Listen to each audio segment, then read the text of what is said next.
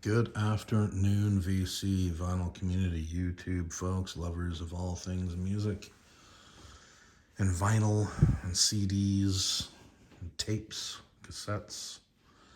Um, it is what, Thursday, April 14th. We're heading into the long weekend here, the Easter long weekend. I am done work for the day, which is very nice. I'm very happy about that. Got a really sore back, man. I don't know what's going on, but hopefully it loosens up and I can enjoy the weekend. I wanted to do another Five Fresh Finds. I don't know how long it's been since my last one, but it doesn't matter.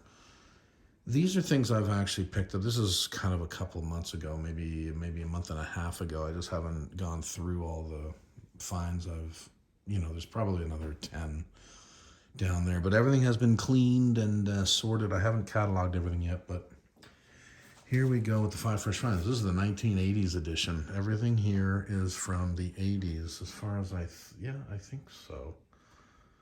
Anyway, the first one, the Cult's debut record from 1984, September of 84.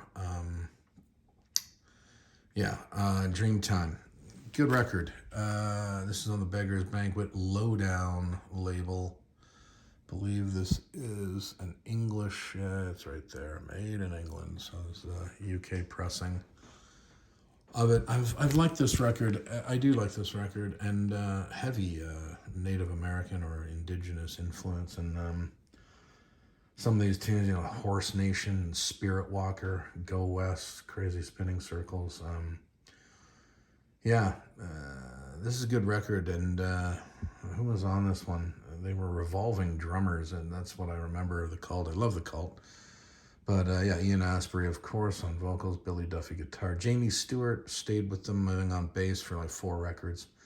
Nigel Preston was the drummer on this one. I think he did some of the next one, Love. But anyway, happy to have found this in such great shape. What do we got here? Oh yeah, there's the back of it there. All songs by Asprey and Duffy, which I think was the case all the time. But yeah, the Cult, Dreamtime, great find. It's in great shape. I'll probably spin it right after I do this video. All right. That is record number 1. Second one is Yes's 90125. Being a big Yes fan, I never had this record until now. I never owned it on vinyl. This was released in November of 1983. Of course, this was the newer lineup of John Anderson and Chris Squire, Trevor Rabin on guitars instead of Steve Howe, Alan White still on drums, but then Tony Kaye on keys.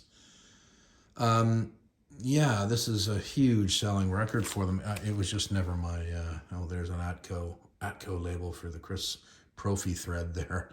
I was thinking of getting in on that, but anyway, there's one Atco. Yes, on a 125, it's in fabulous shape. It's got the inner sleeve. It's got all that good stuff, and it sounds great.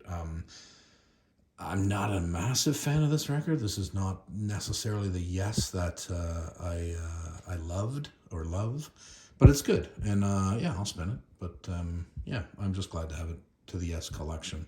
Yes, 90125. Okay, number 3. Where are we going? Oh yeah, the very beginning of the decade. There and Back, Jeff Beck. I've been getting lucky with a lot of Jeff Beck records. This is released in June of 1980. This is as it's been described. It's the shift to instrumental rock.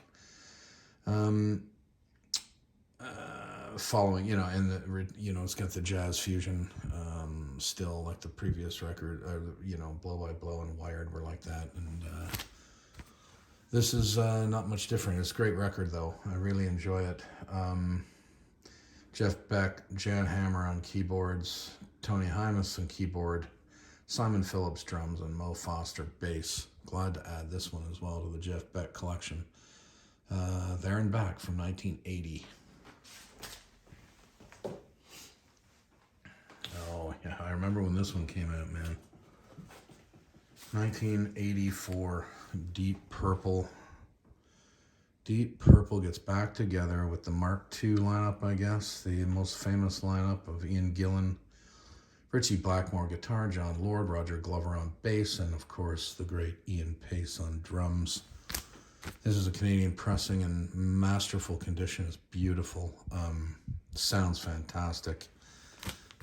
Yeah, I've always liked this record. I mean, I can remember when it came out, man, and it was huge. It was everywhere. The two hits, of course, Knockin' at Your Back Door and Perfect Strangers. Perfect Strangers really is a fantastic song. I remember it so well at the time, and it's just such a great, it's got elements of, it really did remind me of Zeppelin in a big way. Perfect Strangers did Cashmere. It sounds it got a lot of Cashmere in it, but it's fantastic. So I was really happy to find this and add it. I don't have a lot of Deep Purple, so I've been trying to find like really good, in great shape copies of their earlier material, and I never bite the bullet on some of the ones I've found. They're just too beat up. But anyway, glad to have added this to the collection. Deep Purple. Perfect Strangers from 1984. All right, the fifth and final for the Five Fresh Finds. 1988, Little Feat, Let It Roll. Another fantastic Little Feat record. They just phenomenal.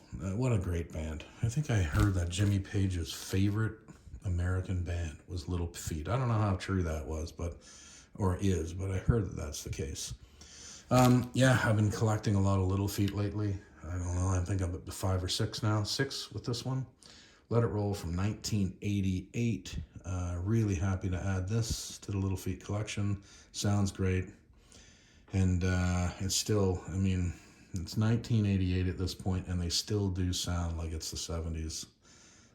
But just, it's updated for sure, but it's got some 80s production value, but it's still Little Feat. Anyway, that's my 5 fresh finds for Thursday, April 14th. Hope you're all doing well out there. Vicar of Vinyl out of here.